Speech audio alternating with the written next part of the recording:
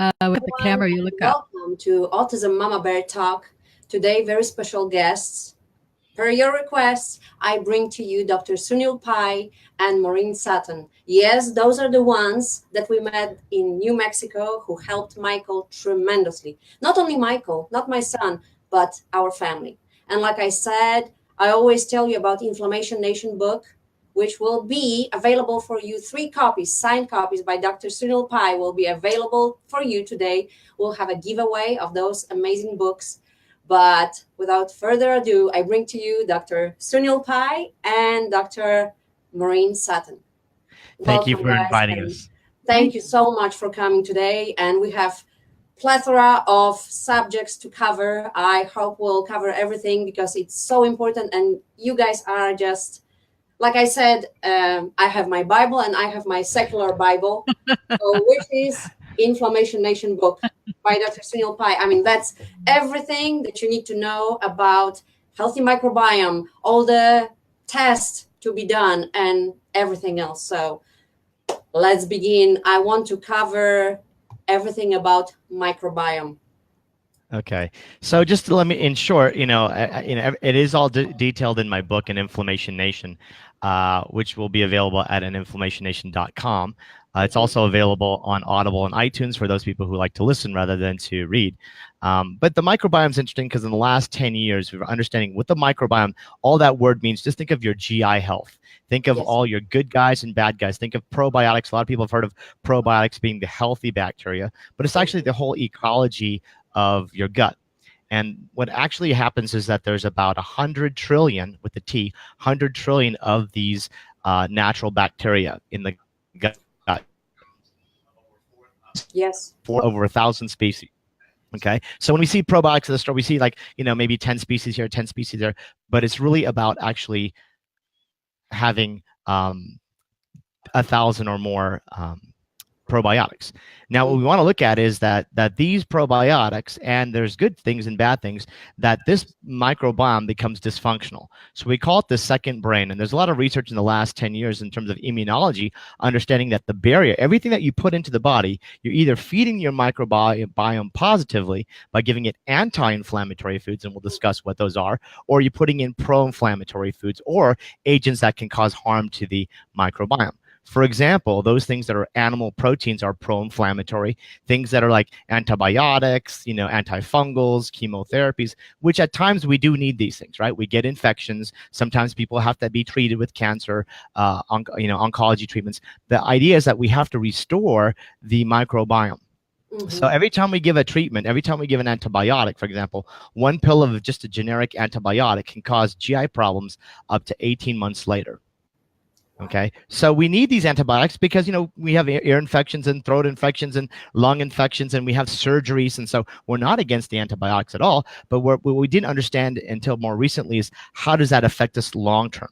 And when people start chronically taking, especially children, that we know that there's, increase with autism kids, right? In your case as well, as we know, is that there's a lot of insults. It could be vaccine, it could be just chronic illnesses, but whatever the original insult, they all carry microbiome problems, meaning they all end up having gut problems, stomach aches and loose bowel movements and gas and bloating and diarrhea, constipation. Mm-hmm. And we now understand that this is the primary factor which affects the neurological aspects of how our brain and emotions work.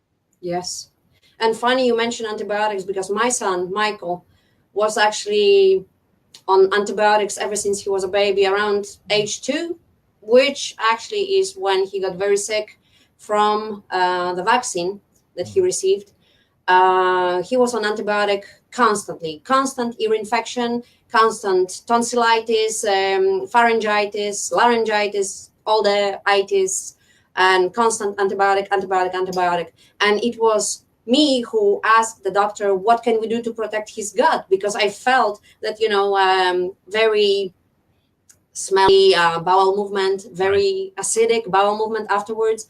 And he was like, oh, he's allergic to augmentin, one of the antibiotics. So he gave the Cipro or other crazy antibiotics, which made him even worse, and allergies started and everything else. And so I was giving him yogurt just to protect his gut because this was the best thing I could at the think time, right? of, not being a doctor, not being a nutritionist. And so that was my part. But yes, antibiotics are just destroying gut flora and killing microbiome.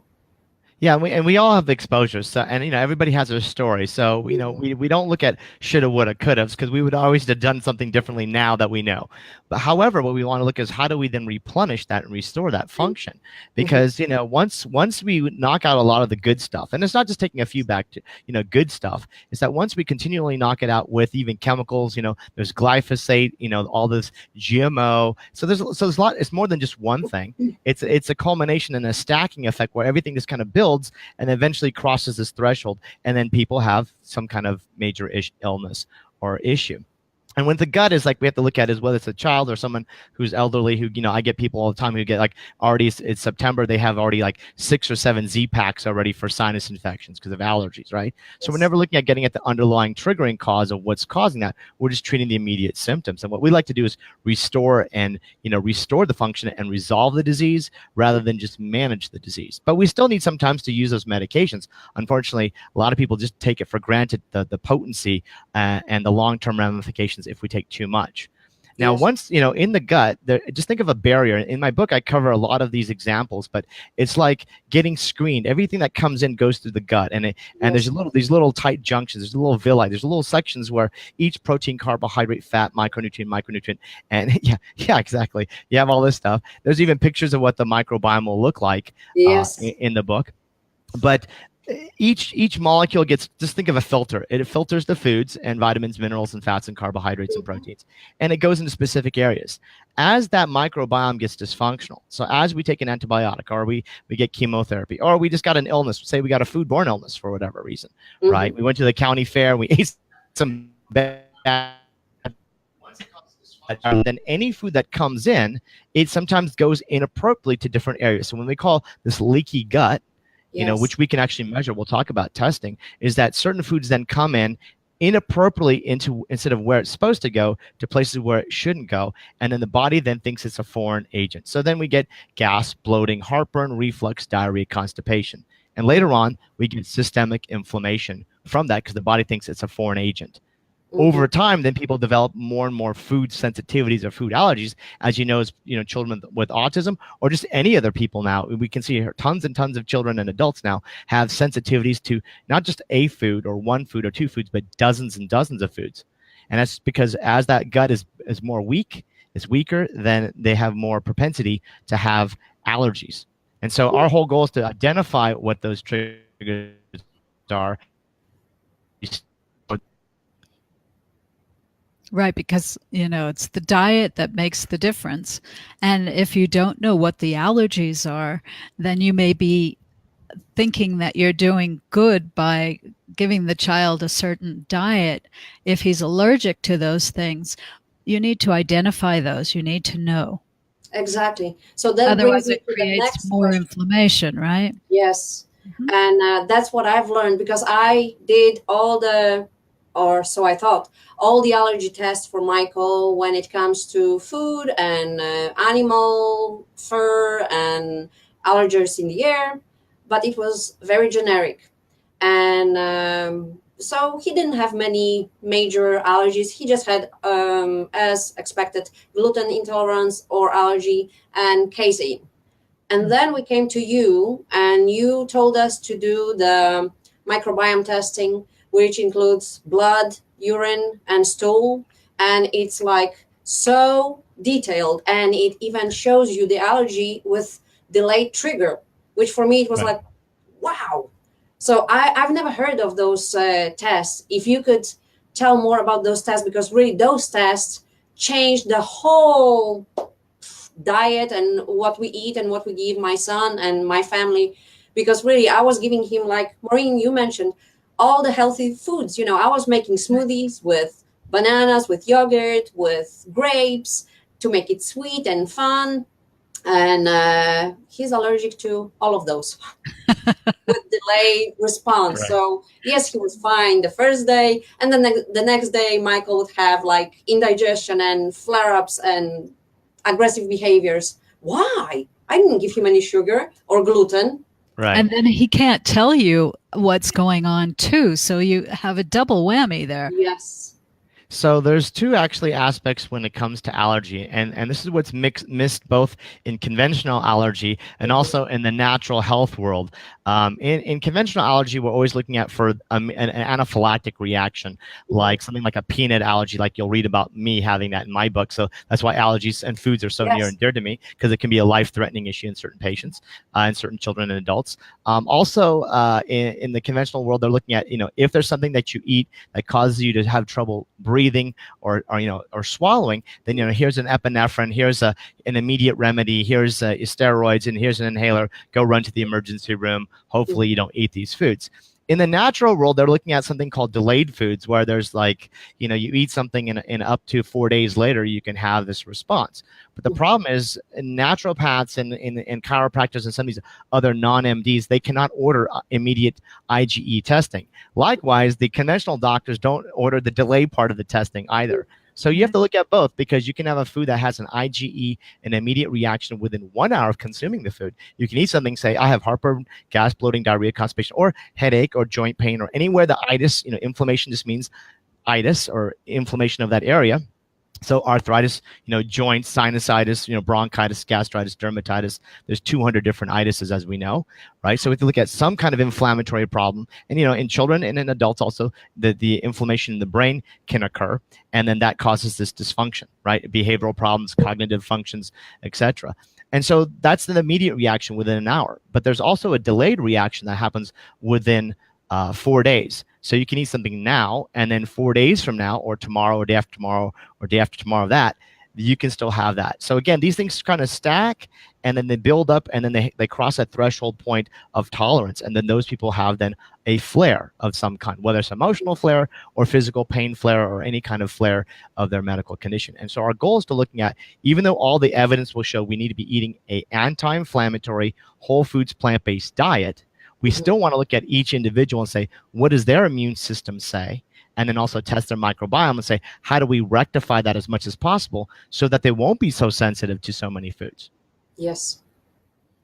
Okay. So when it comes to, go ahead. So when it comes to allergies, it's a simple blood test. We don't have to worry about skin pricking. We don't have to worry about torturing people. Like those people who've had, skin prick testing, we know how it was tortured. They poke you and they prick all your back and body and your big Christmas tree, and not very happy. Those are not very sensitive and specific, meaning they're not very accurate to getting the results that we want. The nice thing about the blood testing is that you don't have to eat the foods. It will test its response immunologically. So you don't have to challenge someone like, oh, eat gluten to see whether you have a gluten allergy, or eat apples and see if you have an apple allergy. It will automatically tell us. Yeah. The second thing is when we do the microbiome testing, it's a stool test. And that test, what happens is that tests all your good guys. It tests your upper digestion. Do they have digestive enzyme issues? Some people, as we get older, we're taking antacids and acid blockers. That lowers your digestive function, right? Then you don't absorb all your medications, your supplements, and even the nutrition in your food. So it's a misnomer to give antacids. We have to look at, well, why do I need to take, an acid blocking or a purple pill? What is causing me to have those symptoms? It will tell us about how much protein the patient's taking and are they absorbing? How much fats are they taking and are they absorbing? Are they getting enough short chain fatty acids or fiber in their diet? And is the fiber is what actually produces the energy that feeds the probiotics, its nutrient energy to supply its health. Yeah. That's why we want to shift to eating as much plant-based foods. Remember, plants are the only foods that have fiber, vegetable, grains, legumes. And at the microbiome, it will also tell us, is there inflammation? Is there any kind of overgrowth? Like small intestinal bowel overgrowth, we call it SIBO now. A lot of doctors call it small intestinal bowel overgrowth. Is there any kind of yeast or candida? Is there any ova or parasites, right? And more importantly, we also look at, and we also look at, is there any kind of leaky gut? And if there is leaky gut, then for all these things, there's remedies and natural therapies that are recommended directly to restore those functions. And in fact, if there is an overgrowth of a bacteria or a candida, a yeast species, it will then test the sensitivities and resistance, meaning it'll tell us which antibiotics and which, more importantly, what we like, which natural antibiotics actually works. and which ones don't work. Because remember, everybody's taking things now, either too much drugs or, in our case, too many supplements. Everybody's taking, oh, I'm taking oregano oil, essential oil, I'm drinking it every day, not understanding that is an antimicrobial. It's not only good at killing bad things, but it's also very good at killing your good things. And if you take it chronically, it's like someone taking amoxicillin every day. You wouldn't do that. Right. So the nice thing is that it really guides our therapies on what will work for the patient and what will work with them through the testing that will specifically give them better outcomes. It also shows if there's any heavy metal toxicity as well, and that's also important to have a look at.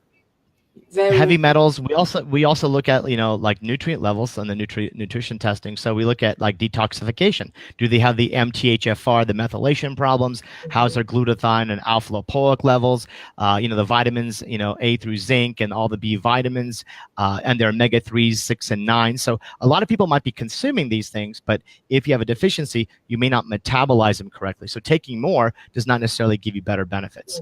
At the end of the day, we always like to tell our patients that supplements supplement the diet. They don't replace the diet.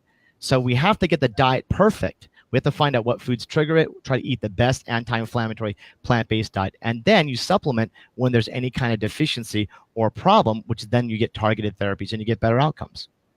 Yeah, absolutely. And that's the misconception, like you said, that people just buy, and not always the good ones, but the synthetic supplements, in the regular stores, over the counter and so on, who are loaded with actually chemicals. Lots of chemicals, and and even more so in the supplements is in the food. So people are like, oh, we had a study showing the other day that it's not only mercury is in the fish, for example, high amounts in plastic components in fish, but it's the second highest is in chicken. And people are like, where I am, in New Mexico, not that many people eat seafood. So some people do and many people don't because we're landlocked. And so people are like, oh, I don't eat seafood. I never grew up eating it. And then it's like, but they eat a lot of chicken. And it's like, oh, we test them, they're high in mercuries because the chicken now are fed fish. So it's a bioaccumulation of all those byproducts. So, clean eating is a misnomer because it's very hard, since 97% of food in America is factory farmed, that you are getting, organic or wild caught or grass fed. Very, very little people truly actually get that. And even of those foods, they are still pro-inflammatory.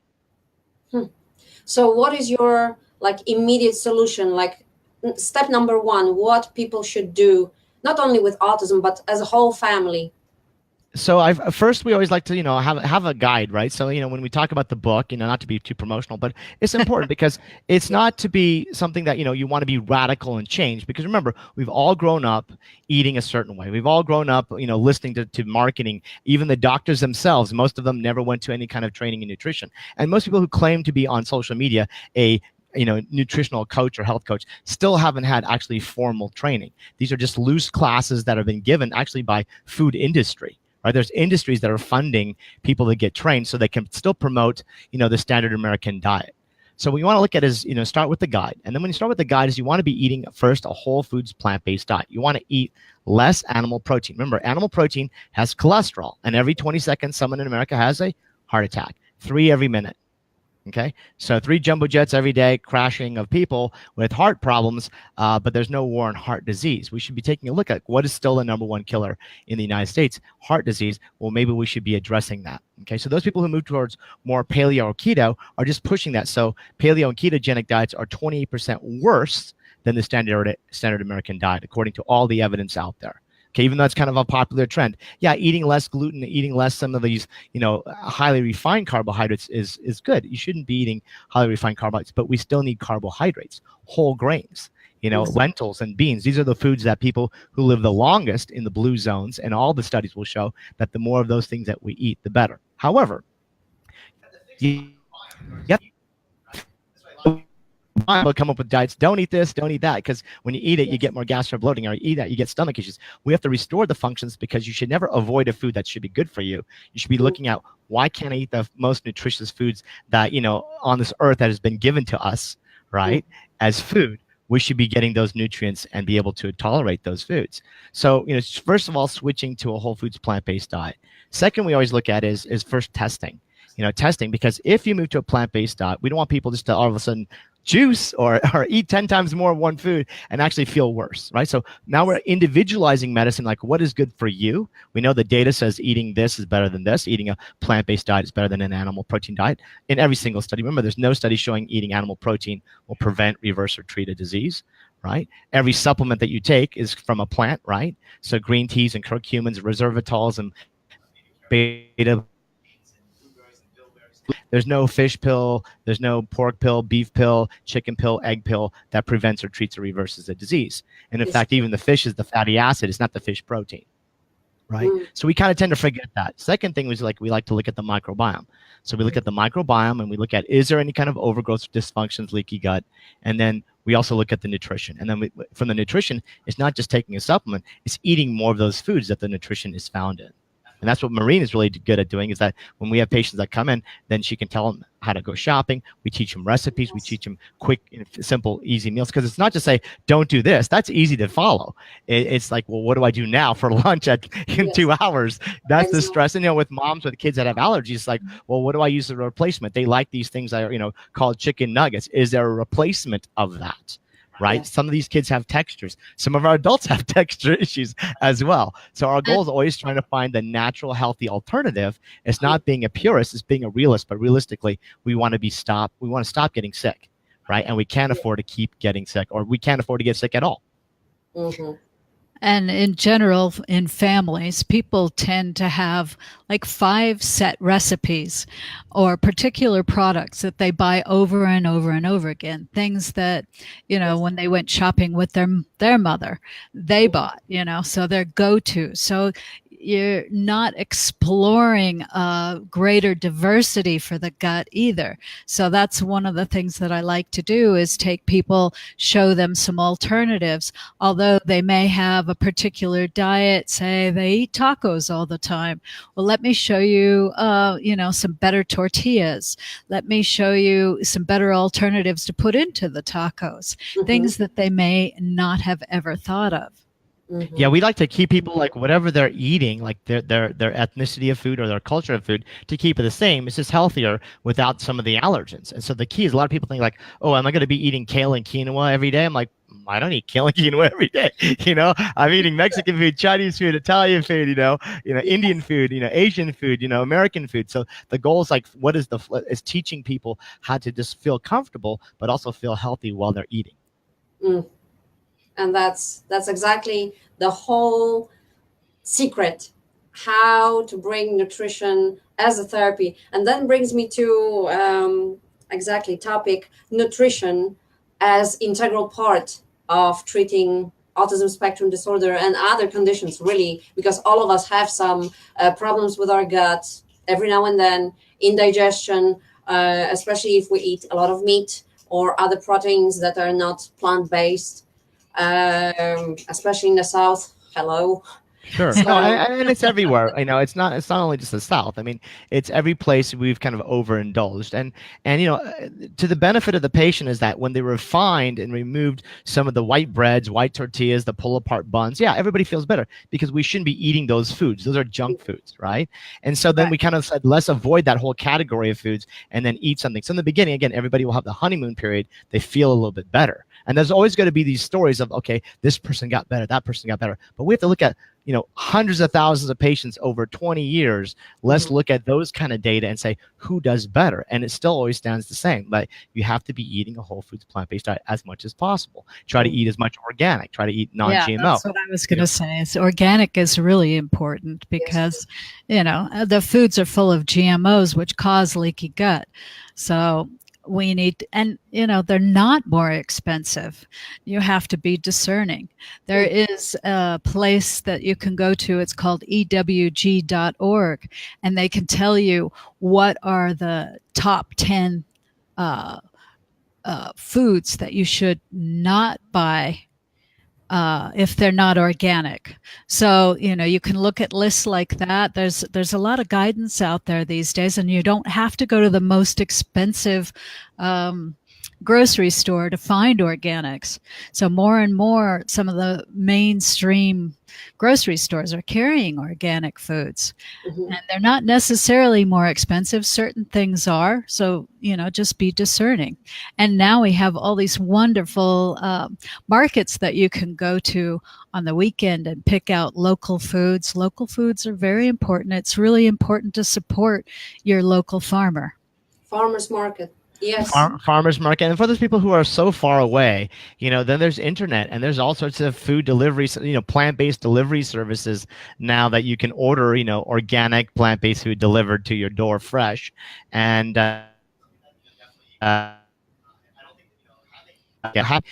no longer a trouble with access, because as long as you're watching this, you have internet, there's access. As long as you have a local, a farm or farmer or close to a co-op, then there's access. And so there's, before it was difficult, but now it's almost every place you can on some level. People order books on Amazon, people order products on Amazon. Well, now you can also get from certain food companies, and it's not that expensive. Sometimes, $8 to $12 a meal. That's what most people will spend when they go to a big box store, right? Getting just GMO fry, whatever, all these bad foods, and say this is like fresh delivered. So, they just need to sometimes think outside the box or get something in a box that's fresh from the farm. So food is utmost important in treating any kind of condition, and we cover that. And for those people who are new to listening to us, we actually have a program, and if they go to our website, sanjevani.com, episodes that we've covered a lot of topics that are in my book with those people. You can go to House of Sanjevani also on our YouTube channel. And you can watch those things, because our goal is to always empower people, and it's just taking it step by step. So it's not like tomorrow I have to change everything. Like Maureen said, okay, start with the top 10 or top 12 worst heavily sprayed foods and buy those organic. Everything else put aside. If you can get all organic all the time, great. We try to eat organic as much as possible, but that's not always realistic or available. So you want to lower your risk in terms of what is going to cause more harm, and start with that. So again, a lot of people say it's too expensive. Those are excuses. At the end of the day, we're tired of hearing excuses. There's no more excuses. It's just like taking the responsibility of doing small things at a time. What kind of products, like on Maureen was talking about EWG, what kind of skincare products? They have an app there now. It's free, and you can look at the shampoos, the lotions, the body care. Remember, we're putting all this stuff. We actually had a couple of episodes on our radio program there, which they can watch on just talking about skincare chemicals. Yes. Right? So it's the environment, it's the diet, it's the lifestyle, and it's the belief system. People have to have the innate ability and the belief system that they can heal, and they have to be empowered to do so. And have a look at your household products that you're using. If you're spraying things or mopping the floors with really, really toxic chemicals, that's bad for the entire family, especially if you have babies who crawl around on the floor. Or you pets. have pets who crawl around on the floor and then lick their paws or put things in their mouth. You have to look at that. What is your furniture sprayed with? Is there Febreze all over the house that causes terrible, terrible allergies? Yes. People need to be more discerning. Go back to making really simple cleaners for the house. And really cost effective. Super cost effective. Yeah, I use vinegar and water. Sometimes I even use coconut oil to shine up all the sinks. Yes. So really simple things that aren't going to cause harm. Yes, exactly. And I think more and more people are opening their eyes, especially fresh moms who just had a baby and they want to provide for the baby as healthy environment as possible. So they are avoiding those heavy duty cleaners and domestos and other heavy bleaches and all kinds of even on the that environmental working group website, they even have a section just for new moms and fathers for baby products, because right now we buy a whole system of like clothes and bibs and binkies and bottles and cribs and all, and you want to know, like, where my kids could be laying this or putting this in their mouth, does that have something that potentially could be a problem over like time? Fire retardants. Yeah, very toxic to the system. Yes. So there's a lot of information, but our goal is like, even our book, we talk about like movies on Netflix, books that you can read, even our show, like shows like yours. It's about educating people, and slowly every week, I always tell people, when you change your shampoo to get a cleaner one. When you're buying something now, look at something. So just don't go home and throw away everything. That's not feasible. What you want to do is just slow steps so that over time your house and your family starts to get better exposure to better nutrition and better things in the environment that's less toxic. Yes. And there's very simple things you can use too for like your hair. You can use baking soda on your hair. It cleans your scalp, and then follow it with a little bit of vinegar in Yes. water as conditioner. You'd be and it makes totally amazed how wonderful and shiny your hair is. It's clean. You've cleaned out all of the junk that's glugged up your hair all these years, and you've cleaned your scalp too. So that's as cheap as you can get. And it's healthy, and It's healthy. If you buy organic product, it's actually going through your skin and nourishes your body as well. Right. So win-win.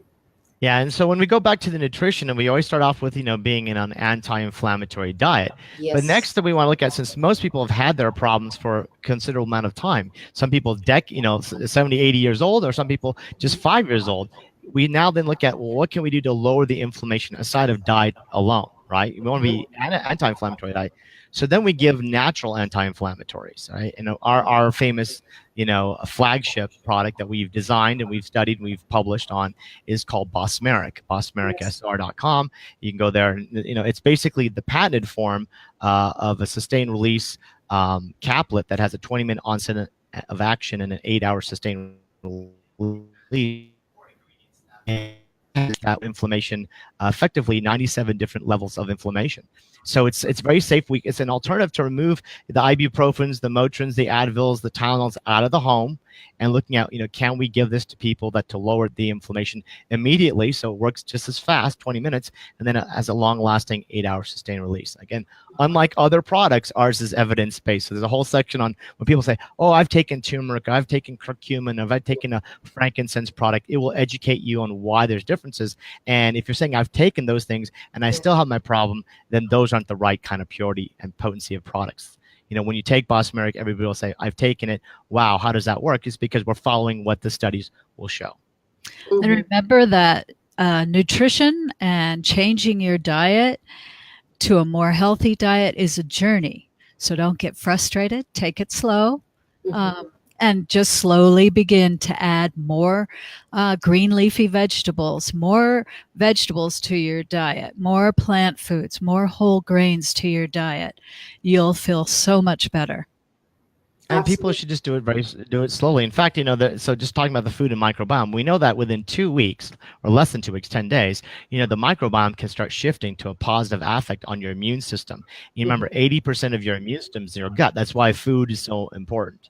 Okay, you just can't put cheap food in the most expensive vehicle, which is your body, right? And then people complain about expensive drugs or expensive supplements. It's like you got to put the food first. But even just this week, the study came out with 2 of the ingredients in our Bosmeric actually showing positive effects on microbiome in human patients, right? So these are all coming from foods, and these all things not only just have help of lowering inflammation, but they help stimulate the microbiome in its function on making people healthier. Other things that we always like to look at is side of anti-inflammatories is helping keeping your immune system strong, right? So most people, we should be tested for vitamin D levels, right? And children can take drops, adults can take capsules, but making sure you're between the optimum range. Adults is between 50 and 100, and children's a little bit less, or maybe 30 to 50. But we want to make sure that vitamin D is good. Glucan 300 is another polysaccharide that's been studied. We have 4 comparative studies on 60 different type of products out there. Beta-glucan? It's a beta-glucan, yeah, glucan 300. Actually, that's the name of the actual ingredient. And so, and then now they even have gummies for children, which we're working on making it cleaner for people like me and you who are very specific, But there is gummies for children and adults and all. But that's keeping the immune system strong, and we now have comparative studies showing it's the best one on the market compared to many, many, many other products out there.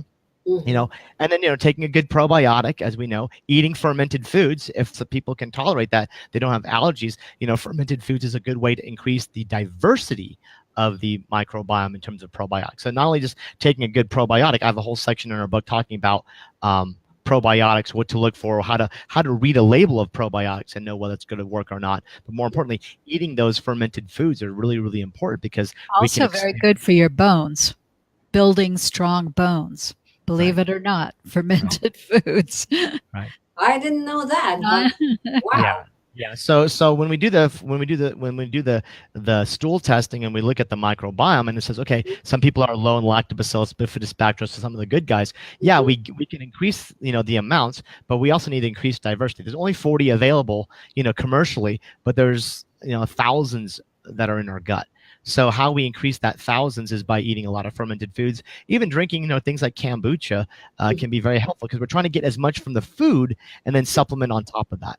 And what about you, Ula? Do you eat fermented foods? Oh, I love my sauerkraut, my pickle. I figured that. Yeah. I even drink pickle juice. I am like a person. Yes. And we've had patients, and we've had people followed where, you know, just eating sauerkraut, you know, about 2 teaspoons a day can really just restore microbiome. You know, when we do the testing, can really restore that within 2 months. So it's not always just like, I got to take expensive probiotics. It's like, how do I add more to my body constantly? And it's not like food. These are condiments. So you add a little bit on this thing, add a little bit on that thing, you know, here and there multiple times a week. But now you can go to the store and there's different types of those fermented foods. You can find what flavor, ethnicity, kind of taste that you kind of gravitate towards and eat it. Not everybody grew up with sauerkraut. I didn't grow up with sauerkraut. So, but we just made a curried cauliflower fermented product the other day, and it was just great. So there's just there's ways to just add a couple of things. We had a ginger maple carrot one that we had, which was very delicious. So, you know, other things that we talk about is even using CBD.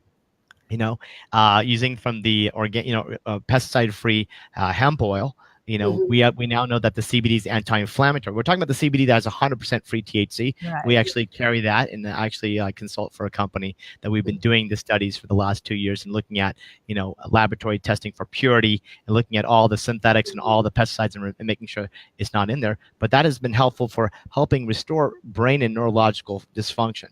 So with kids that have autism, or people that have Parkinson's, or people that have traumatic brain injury, even in any kind of inflammation, it's a way to help stimulate the natural ability.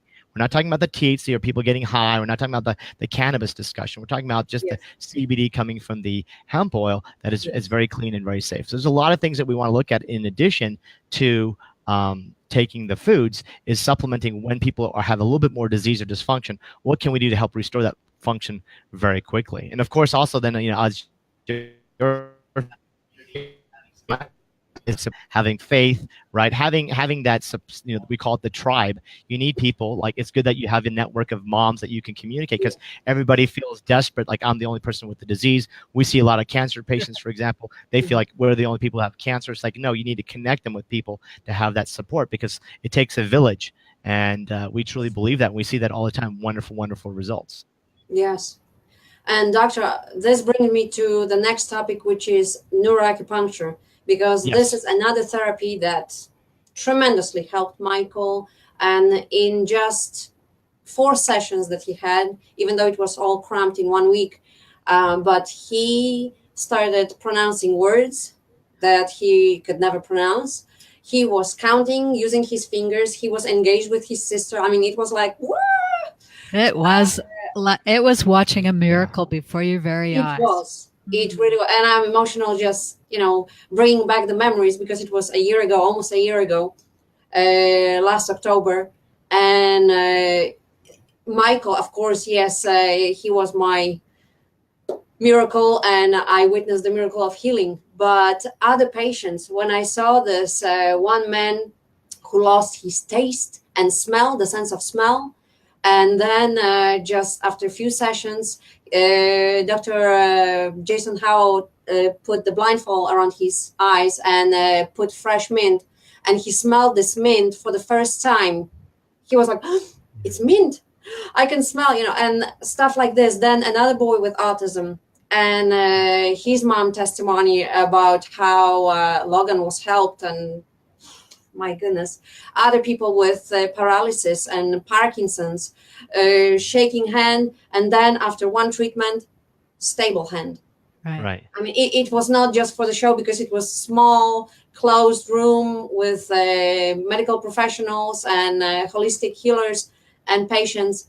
It was not for the show. There were no cameras broadcasting worldwide. It was not for the show. It was real. And when we do the training, if people want to learn more, you go to neuro-acupuncture.org. It's actually a nonprofit organization where we actually train physicians as well as doctors of oriental medicine and acupuncturists in this technique called neuro-acupuncture.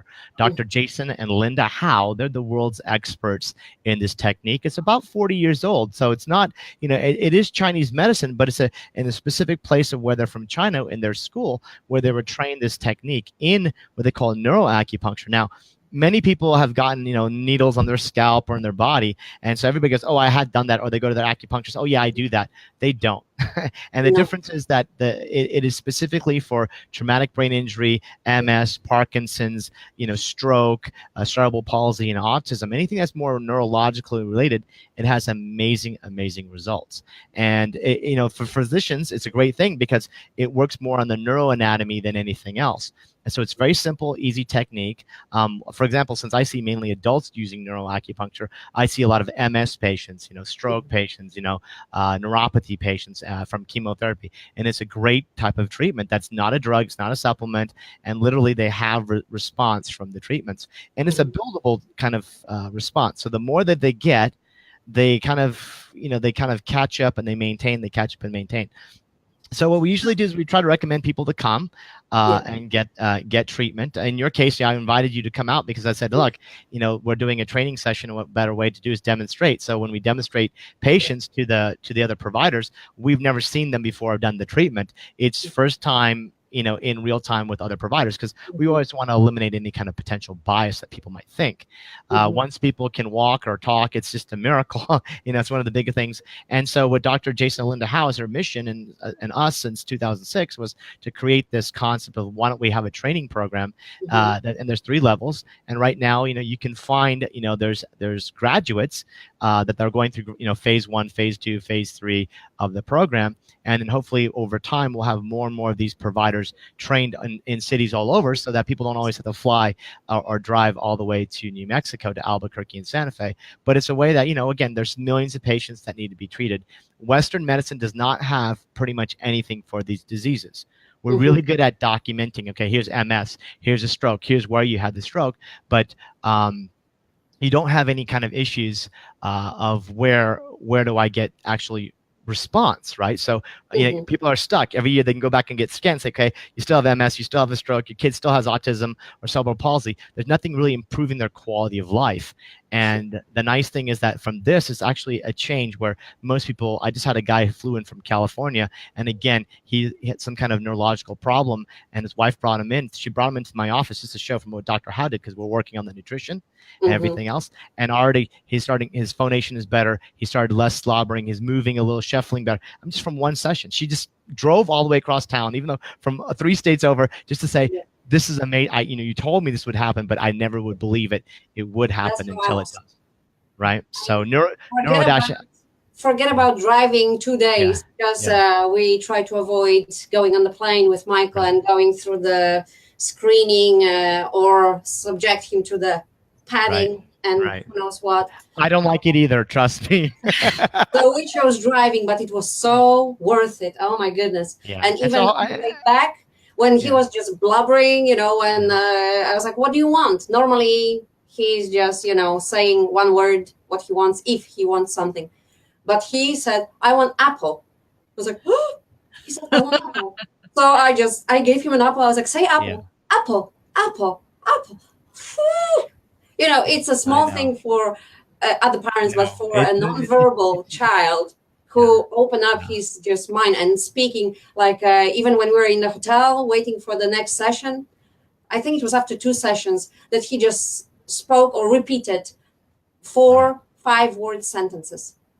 We were For those people who want to see these videos, if actually, Ula, we kept yours because you posted nicely. Thank you very much. Recording like in the car after the sessions, Yes. and so if you go to our website sanjevani.net, look up Neuro-Acupuncture. We've actually kept all of your postings that you post to social media because Yes. I mean, it was raw. it's real, and people Yes. see that, and it's like it's touching because only those people who have a child or an adult or parent that has a condition understands what that means. Like if someone able to brush their teeth, or someone able to tell you they have pain, or someone tell you that they're hungry, or just do one thing differently, it makes a world of difference to not only the patient and the caregivers, but the people all around, because everybody's affected by those kind of things. Yes. So what is the recommended dosage of neuroacupuncture? How often? So usually, when people come in from out of town, like with Dr. Howe, because they predominantly treat the children, I usually refer them to treat the children. I like to treat adults because the kids can be really quick running around, and Dr. and Jason are really good at just they're having really that fast. that technique is really important with children in terms of a fear of needles and whatnot. But they usually do a week treatment when people come in, and then they go back home, and they come back later on, maybe 6 months or so. If people are local or they are able to come in, sometimes just once or twice a week for several sessions, or even sometimes once a week, twice a month coming in until, depending on what the situation is.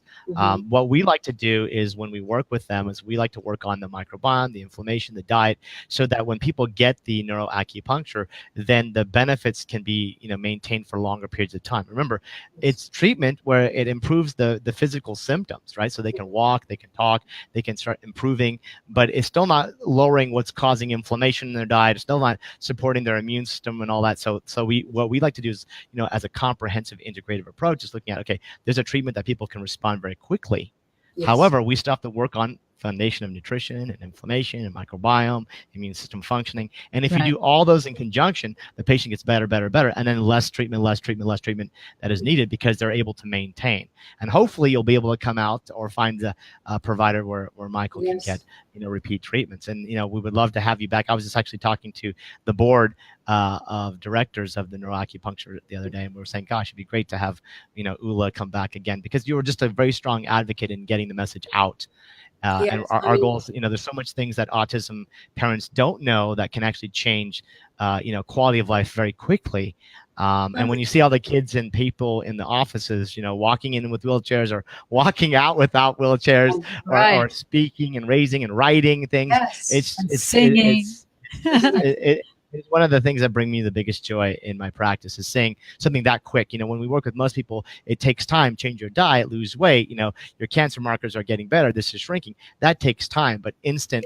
Sometimes when you see these things with the neuroacupuncture, it's a pleasure to see that kind of quick turnaround on something which most things we don't get in medicine. And like you said, if you have treated microbiome, if you improved your diet, if you detoxified from heavy metals, parasites, and everything else, if candida is conquered and all the levels of the good bacteria in your gut is under control, then neuroacupuncture will be even more effective. And in our case, we went with complete inflammation in full blow. It was like Michael would not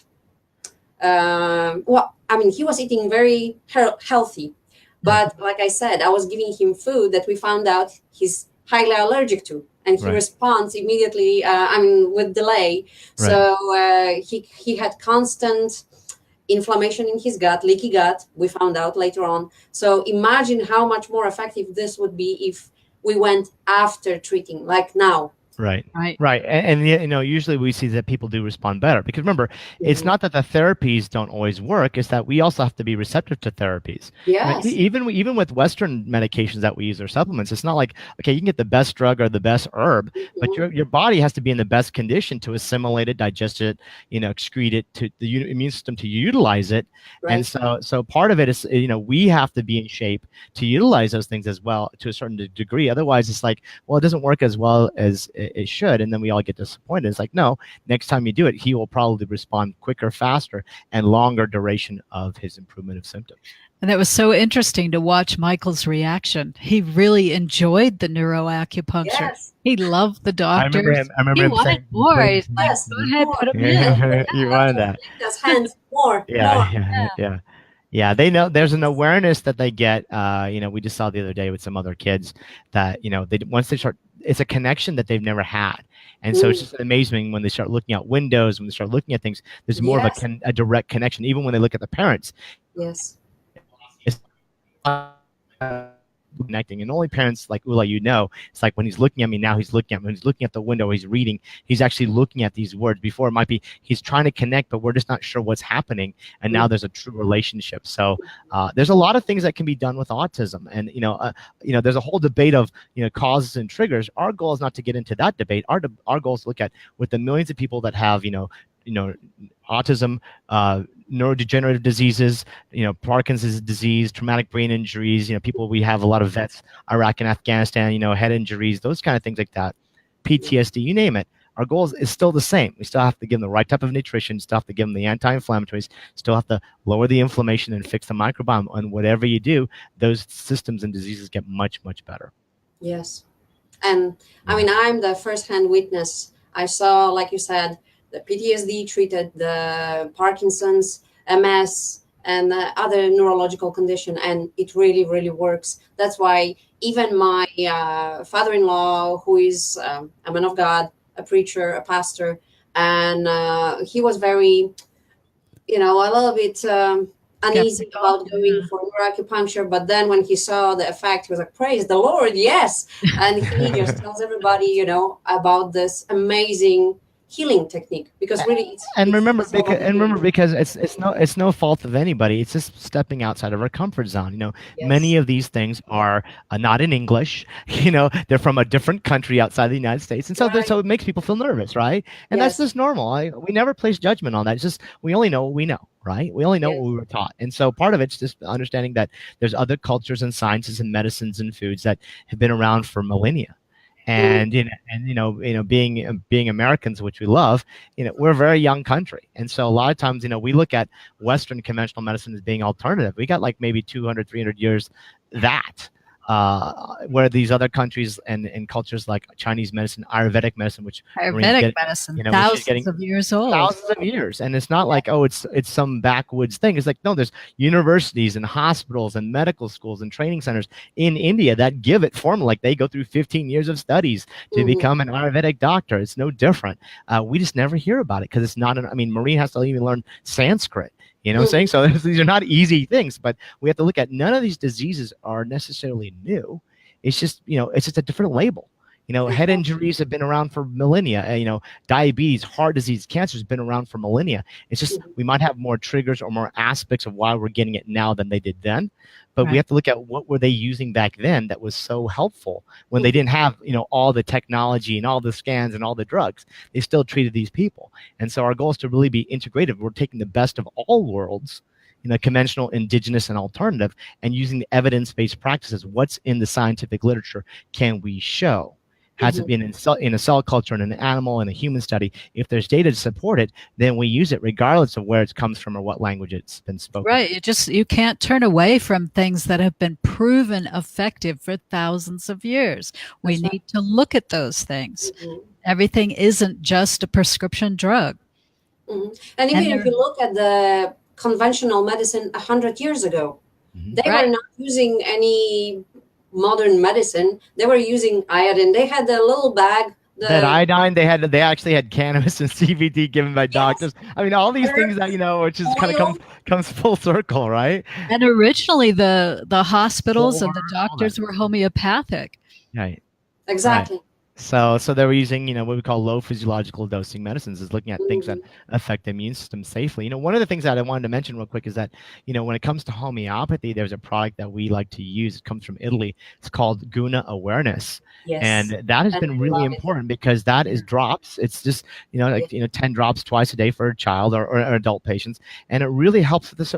There's all these things. Once you start piecing all these things in immune system and nutrition and microbiome, inflammation, it's like rebuilding someone back. It's looking at how can we help improve how their body is supposed to work, regardless of why it was dysfunctional to begin with. The problem is most of the things that we give conventionally is either suppressive, or we remove it, or we just say deal with it. And that's not correct. We have to look at always challenging the body's innate ability to heal, because the body has that innate ability to heal itself. It's true. And yes, I love guna awareness. I Yeah. do to Michael, and when we started giving him after the Neuro-Acupuncture, it was like, wow. Yeah. Shocking. And remember, it's not Amazing. there's not one magic bullet, but we give the bosmeric, we give the glucan, we give a little CBD, we give the nutrition, we avoid the allergies, you give the probiotics, Fix the diet. you have to fix the diet, you have some community, do some exercise, and then some fitness, yoga, which is important. Maureen does a lot of yoga, and if you want to talk a little bit about yoga and breathing, Maureen. Yes, please, because it's yoga, breathing therapy, which you mentioned when we discussed before the show, and your massage therapy, because I witnessed firsthand how you helped Michael to calm down before the blood tests, and how you actually helped his stomach and digestion, and just anxiety level just dropped. So it's amazing. Yeah, I think for parents of children who are autistic, they're like, okay, well, this is really great, but how are we going to do all of these things? Because the child is not necessarily going to cooperate and participate willingly. So the massage is visceral manipulation that I used, and it's a very, very gentle, subtle manipulation of all of the organs in the abdominal region. And just laying my hand on Michael, he opened up his arms and just smiled and giggled. He loved it. He totally relaxed. And that made it so easy for when he had to have the blood test, rather than freaking out and screaming. He was totally relaxed. He was ready for it. He was like, okay, what's next? This is all good. I'm not worried about it. So, and that's a wonderful way to treat the gut and the microbiome as well, and all of the organs, is with the visceral manipulation. And there's a lot of practitioners throughout the country who do visceral manipulation, and I recommend, if you're having gut issues, to have a look for visceral manipulation practitioners. It's very gentle, it's very easy. I treat a lot of people who have anxiety and those kinds of conditions. And they know now, after they've been seeing me regularly, that when they're about to have an anxiety attack, or something's going to happen with their gut, they come in and see me, and then they go away, and sometimes I don't see them for 6 months. So it's really a wonderful technique. It is. Massage is a wonderful thing to do. Children love to have their feet massaged with sesame oil. That's a wonderful thing to do before they go to sleep at night. There's also something called cranial sacral. There's a lot of practitioners who do cranial sacral, and it's a very, very gentle manipulation. Just cradling the head in the hands, so the children can totally relax. Well, adults totally relax too. Oh, I bet. Yes. And just feeling where the imbalances are in the body through this really gentle technique. So massage doesn't have to be, heavy duty physical manipulation. It can be very, very gentle and still have wonderful results. Yes. And what about this breathing technique? Because I didn't have a chance to try that, and I've heard amazing results with especially children on the autism spectrum. How does this work? Well, in yoga we have something called pranayama, which is breathing. And there's several different types of breathing techniques. So just teaching children and adults how to breathe, do diaphragmatic breath, because we're all breathing like just right here at the top of our lungs, and not all the way down into our lungs deeply. Yes. And so teaching people how to breathe from the diaphragm. And so on the inhalation, you would blow the belly up. On the exhalation, you bring the belly back towards the spine. Uh-huh. And you can lay on the floor or lay in the bed and just do that 10 times before you get out of bed. It's very balancing. Mm. So that's a very simple technique. There's a lot of other breathing techniques that are a little more complex and might be difficult for autistic children to do, but just that simple breathing, making the belly blow up like a big balloon Yes. as you inhale Actually, and I as can you probably show you exhale. how to do it by, making him look at me and how then putting his hands on his belly to actually teach him how to breathe. Yeah. Yeah. Yeah, you can easily teach him how to do that. I'm sure he'd love to do that. And you can Yes. giggle a little bit along the way and see if he can do it 10 times. If he can't, just do it 5 times. Start Mhm. off We very can build up. Yeah. simple. Yeah. So as you're breathing in all of that oxygen into the body, you're changing the brain function, you're changing the entire functioning of the body. Yes. So it's gives you an optimal balance in the body as well. So that's something very simple you can do. Wow, it's amazing. And before we go, I wanted to talk about your book again, or Dr. Pai's book, The Inflammation Nation, because we will be offering 3 signed copies for anyone who will enter to win. All you have to do is like and comment our video.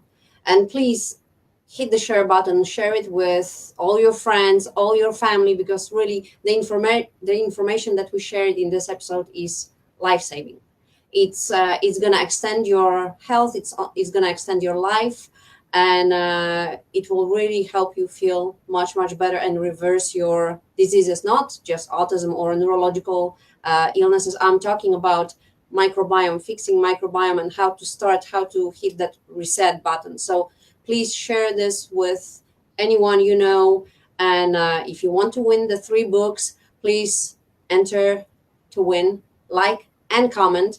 If you don't comment, you don't win. If you don't like, you will not win. You have to do both. And yes, where else we can find more information about Sanjivani store, where we can buy your supplements, and how people can reach you and Dr. Pai for a consult? Are you open for a consultation with new patients? So you can go to our website, www.sanjevani, SANJEVANI.net, and you can look at all of our services that we offer. You can also go to Sanjevani Store, SANJEVANI Store, STORE. Mm-hmm. .com. There we go. You've got it. Thank you. And you can find all of our supplements on the store. Yes. One moment here. What? Okay, right. Okay, so we can do health coaching. We can send kits. We can do everything via Skype or Zoom. So you don't have to be here. So we can do long distance consultations, even nutritional consultations. People are asking about microbiome test. How can we do that? To which doctor do we go to have prescription for those tests? So you can call our office, contact Sanjevani. Our phone number is 505-821-6300. We can schedule an appointment. 505. One more time. 821-6300. Yes. You can schedule an appointment and we can send those kits out so that we can do that. Long distance, no problem. You don't have to be there. And then the follow-up consult can be done online via Zoom, Skype, telephone, Mm-hmm. And whatever which technology. lab do they go to? That we will have to advise them, because depending upon where they live in the U.S., we'll definitely advise them once they get the kit. Wonderful. So thank you so much, both of you. Wonderful information. And really, I appreciate you both so much. And I hope we can meet again and bring Michael for more treatment. And hopefully, when we do more tests, the results will be like completely different than what they were last year because of the changes that we have implemented. And by the way, even my husband Mark, when we applied the changes to our daily diet, I'm sending 3 pickles with him every day. So whether he wants it or not, he's eating fermented food and improving his microbiome. And he lost tons of weight, and he's feeling like a teenager again, which is wonderful. That's what we wanted. So really, your advice, your help, your guidance is life-changing. It's our pleasure, and we love you guys so much. We can't wait till you come back again. Oh, yes, we will be. And guys, for all of you who are watching on the replay, please like and comment, and please share this video with all your friends and family, because it's a life-changing information. Thank you, all of you. Yes, Mark says, yep. Yeah, he's my skinny beanie now. Wow. Yes. And please enter to win. You have to have this book. We have 3 books that Dr. Sunil Pai will sign for you, and you can have this amazing book with all the information you need. And that's it for today. So stay tuned. Go to sanjevani.net and check all the products at sanjeevanistore.com, and we'll see you again next time. God bless you all. Thank you so much.